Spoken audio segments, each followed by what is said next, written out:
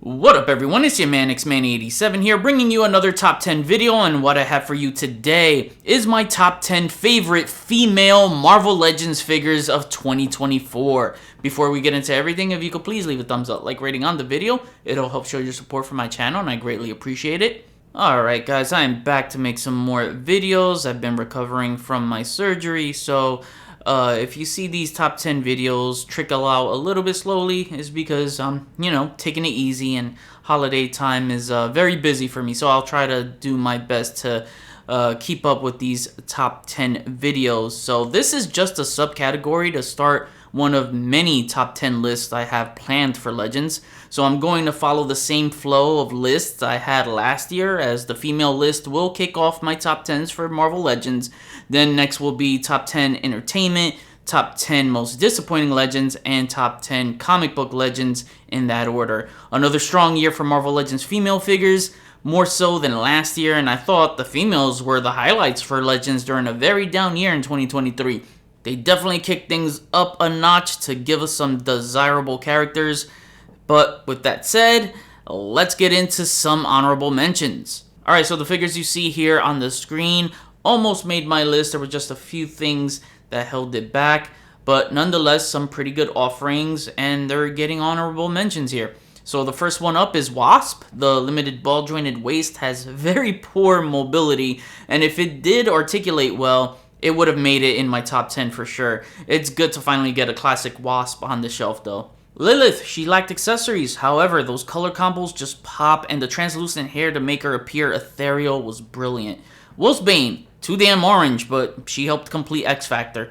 Red Widow, plastic cape that hinders agile characters annoy the hell out of me. Great looking design with the accessorized layers. Destiny, I love what they did with her face with the metallic gold, and it has this beautiful swirling print decal that makes it pop more. And also simply because it's about damn time we get Destiny.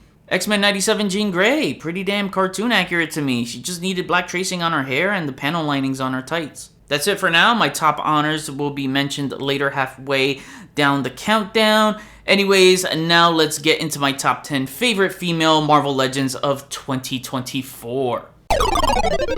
Kicking things off at the number 10 spot, Empress Lilandra of the Shi'ar Empire. It's finally nice to have a Lilandra figure officially in Legends after losing out in the 2007 Toy Fair vote poll and only being a cameo alternate head for the Walgreens Mystique, which a lot of us ended up putting that head on a Silver Sable body to make us feel like we had a Lilandra figure. A long ass wait for sure, but even though they did some things here that irked me, like making her too short and not completing the black tracing all around, all they needed to do was paint her in a metallic silver. That would have given this that cosmic regal feel to her. They went with the plastic metallic molding instead, and over time I did get over it because she still looked great in some photos. They went with an all-new sculpt for her, minus the hands and Quake gauntlets, which was magnificently done with textures and the linings, which again, wished it was completely traced. All of it still made for a gorgeous female figure. A fabric cape would have been great, as I felt like the way they set it up was for the medallion to be a cape holder. It's as if they maybe planned for that, but that's just me presuming. Some acceptable accessories like alt hands, her ceremonial staff, but you could accessorize her some more. If you saw my review, I experimented with giving her the Deadpool and Hydra Bob lightsabers, since those are Shi'ar weapons in Marvel, and even giving her some of the Shi'ar weapons that came with the X-Men 97 Executioner figure. She's not just an Empress, she's a warrior too, so I had to pose her up like one, and I had a lot of fun posing her around. Lilandra Neramani has such rich history in not just X-Men lore, but Marvel lore alone, that she's just too important not to have. Like I said in my review, she's one of the best female Legends figures in 2024, and she was good enough to make my top 10 here. At number 9 is Crystal. Definitely one of the top 5 females I've been wanting in this line since like forever ago, man. I'm happy she came out exactly like how I imagined, with her in a 2-pack with Lockjaw.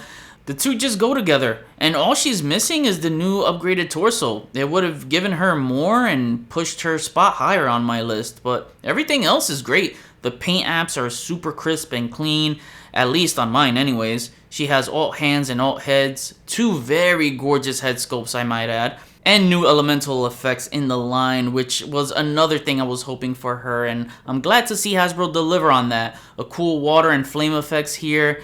Would have been great to see ice effects, some air effects, or a rock trail. Yeah, I'm being greedy here, as I've seen her go full Avatar The Last Airbender in the comics before. Her powers are so underrated in Marvel because they choose to neglect her power set a lot to not outshine their big heroes. But hey, I know she's an awesome character, and she made an awesome comic accurate figure. Number 8, Hallows' Eve. I was so hyped when this figure was revealed, as she's one of my favorite modern characters. It's just a shame that some cool looking modern characters don't get a lot of love from the fans in the line due to their lack of knowledge, but her looks feel like it could have fit in the early classic decades of Marvel, so I'm in love with her design because of that. The orange tattered design over the black just slaps, and the tattered cape to go along with it is another neat touch. If you know her power set, then you know this figure had deluxe potential. Watch my review to know more if you haven't already, as I went over her powers and abilities. The potential was there to give her swappable limbs. If she had a werewolf mask included, it would have been nice to have given her some swappable werewolf arms. I mean, her and Wolfsbane were both planned near the same time, so I don't see why it wouldn't work. I could kit bash that, but I'll need an actual werewolf head, as Wolfsbane head won't cut it. It's just throwing out the idea. Again, that's just me being greedy, but sometimes you gotta take what's in front of you, and what I get here with her, I cannot complain, as I get 2 masks that she can wear, 3 sets of hands with one of them to hold the masks. On top of that, even more displayable options with a removable hoodie showing off Janine's hairstyle.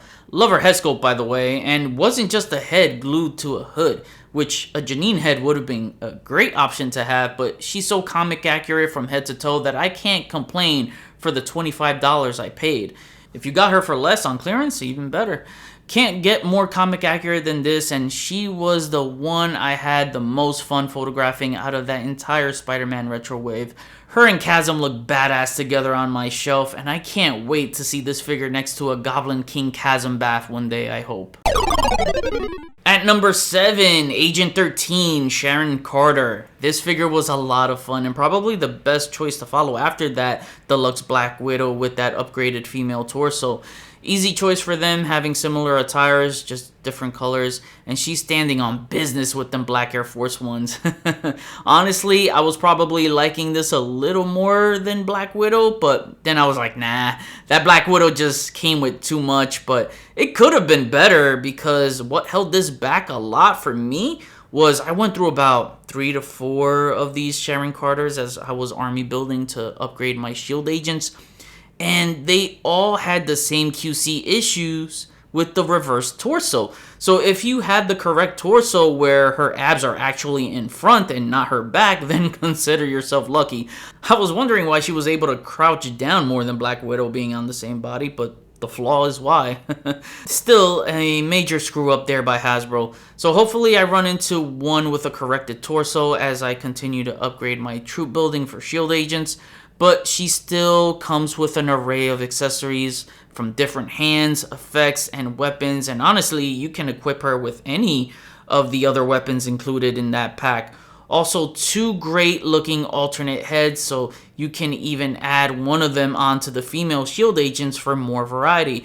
Agent 13 is so much fun to pose, and she stands out nicely leading the Fem Force on my shield shelf.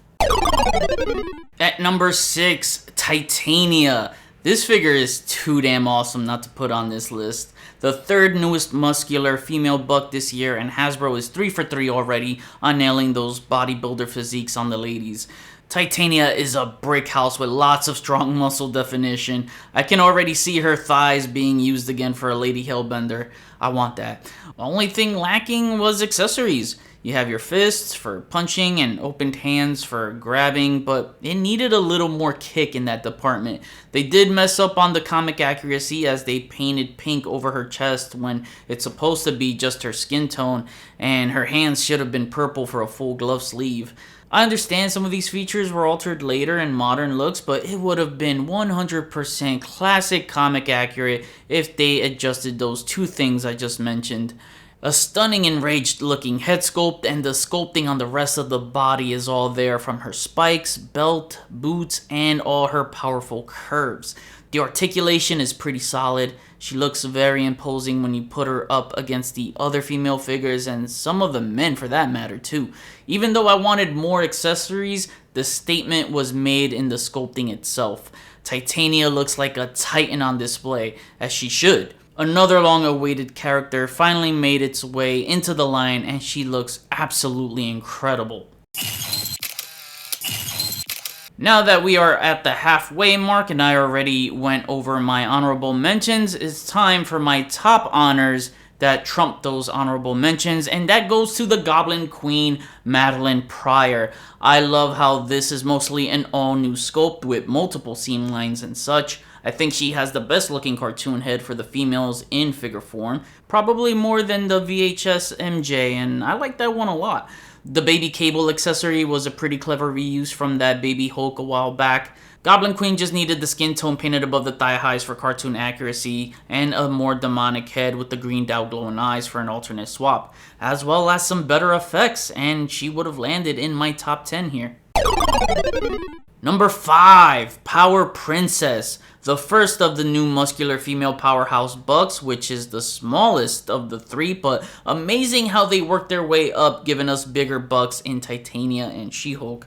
She's not super bulky like them, but has a leaner tone, which is perfect for a classic Valkyrie. This is the Marvel equivalent of Wonder Woman, and yeah, I've seen some awesome Wonder Woman customs based off of this figure. And I've admitted before that I'm not that big on Squadron Supreme at all. I find them to be mid. I know some people love them, but I'm just not caught up in that craze. But Power Princess has always been my favorite in the group from all their comics I've read. However, putting her next to the rest of the Squadron Supreme makes it so much better, as they all look so damn cool. Even Dr. Uno Wildcard here, which I still think is a trash figure, he can at least look somewhat cool with the rest of his squadron. She really makes this team look so much better in figure form, and I've really enjoyed looking at them together on my shelves more than I thought I would. Team completions are important, and she was the last piece of the puzzle to help finish it off. I love what they did with the sculpting here. One of the most gorgeous head sculpts all year. She's toned in the right areas. The gold commingled with the black throughout just looks stunning. Would have been nice if she had evened out hands, but at least she has all hands to play with. And she also includes a beautifully crafted sword and shield. The articulation is fine to have her wielding her sword and shield with some wide battle stances. I didn't find the high heels to be problematic at all, which was one of my concerns. So she can balance nicely on a flat surface. I don't know what it is. Maybe in my head I'm looking at this as an alternate Wonder Woman costume in my Marvel Legends collection, which I know they are not the same person, but I guess as a big Wonder Woman fan myself, that's what is appealing to me about this figure. She's just visually stunning all around, and this has to be top 20 as one of the greatest female figures in the line's history. At the number 4 spot is Warbird. Well, I said in my review that she's easily top 3 to 5 best female legends of 2024, and here she is in my top 5. The new upgraded torso does wonders. If she didn't have that, she wouldn't be this high on the list. It's a really great sculpt all around. Just wished her sleeves were sculpted like her thigh highs. I like how they sculpted the thigh highs. I just wish the thigh cut was hidden behind it and not below. The physique is great, but just like Lilandra, she suffers from being a little too short, being a tall woman. So if all these things were fixed, she could have been higher on the list again. She does have some accessories to play with, like an alt head. I did want a head with the all-white pupils, but since they are reusing these same Carol Danvers heads on the upcoming Carla Sofin Dark Avengers Miss Marvel, I know it makes no sense and just straight up lazy since they are different people. Just because they are blondes doesn't mean they are clones, Hasbro. Then you can accessorize this some more by popping those heads onto this. Nonetheless, 2 alt heads, rehashed hands, and effects somewhat gets the job done, but for an annual program line, she needed more. She needs cosmic beam effects, so I had to improvise to give her something that matches more of her power set. Two stellar face sculpts, a better looking sash. It just poses way better than the last one, and it's the major upgrade we needed for this character. One of my favorite purchases this year, and Warbird is a marvel of a figure.